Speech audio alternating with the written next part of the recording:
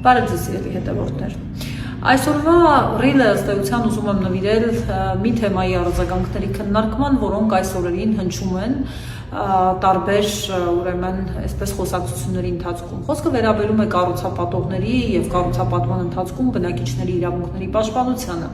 Ինչ են ասում կառուցապատողներն, ասում են, եթե բոլոր բնակիչները սկսեն պայմանագրով իրենց հասանելիք գումարները պահանջել, դա կհանգեցնի ուրեմն կառուցապատողների սնանկության։ Հիմա ինչ է ստացվում։ Փաստացի ստացվում է, որ մարդը ստեղծում է բիզնես առանց հաշվարկելու դրա այսպես ասենք հետևանքները, բնակիչները վճարում են իրեն գումարներ, ինքը այդ գումարների հաշվին ըստ էության վճարում է պետությանը շինթույլտվության ցանկացած երկարացման համար նախատեսված ահռելի պետական տուրքերը։ Վճարում է գույքահարկ չվաճառված բնակարանների համար։ Եկամտահարկի վերադարձի մասին օրենքը չեղարկվում է, որոշակի այսպես ծավալով։ Հետո եթե բանկի հետ խնդիր կա, շինարարի հետ խնդիր կա, բոլորի ծախսերը փակվում են, բայց քաղաքացին, որն ունի առաջնային կարիք, բնակարանի ապահովման կարիք, ինքը մնում է անպաշտպան, իրեն ասում են, այ դու գումարդ մի պահանջի, որտեղ հանկարծ կարող է սնանկանալ։ Այսինքն ստեղծվում է տպավորություն, որ բնակիչն է նպաստում սնանկացման, այնինչ իրականում կառուցապատողը տարբեր պատճառներով ինքն է իրեն տանում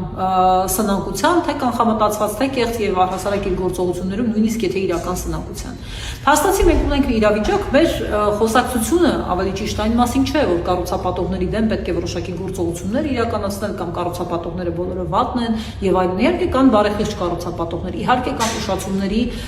օբյեկտիվ պատճառներ, սկսած, չգիտեմ,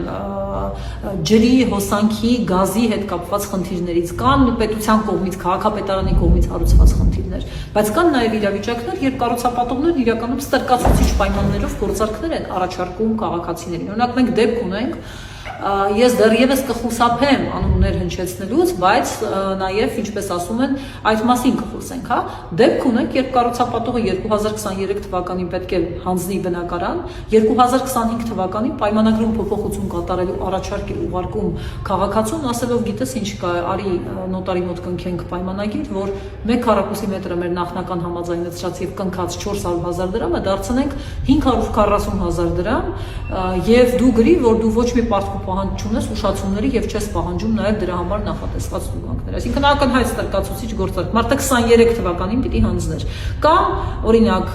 գազաֆիկացում ապահովված գրված է, որ պիտի ապահովված լինի շենքը, չեն արել գազաֆիկացումը, փոխանցման ակտում ֆիքսված է, որ պարտք ու պահանջ չունեն։ Այս խնդրի մասին ես հատուկ ռիլ եմ արել, փոխանցման ակտի բովանդակության, դրա անթույլատրելիության որոշակի կետերի, գրում են պարտք ու պահանջ չունեն բնակարանի զննության արդյունքում, բայց այս շենքի զննությունը, գազաֆիկացման բացակայությունը բաց են թողում եւ արդյունքում խնդիրներ են առաջանում քաղաքացու համար։ Ու այսպիսի բազմաթիվ դեպքեր, այս պահի դրությամբ մենք հավաքագրում ենք բոլոր խնդիրները, պատրաստ ենք իհարկե լսել ու համագործակցել կառուցապատողների հետ, բայց ասել, որ մարդիկ, ովքեր ունեն այս պահի դրությամբ բազմամիլիոնանոց տուգանքներ ստանալու իրավունք, այ դուք ոչինչ մի խոսեք ու մի արեք, որտեղ կսնանկանան, նվազագույնը ազնիվ չէ։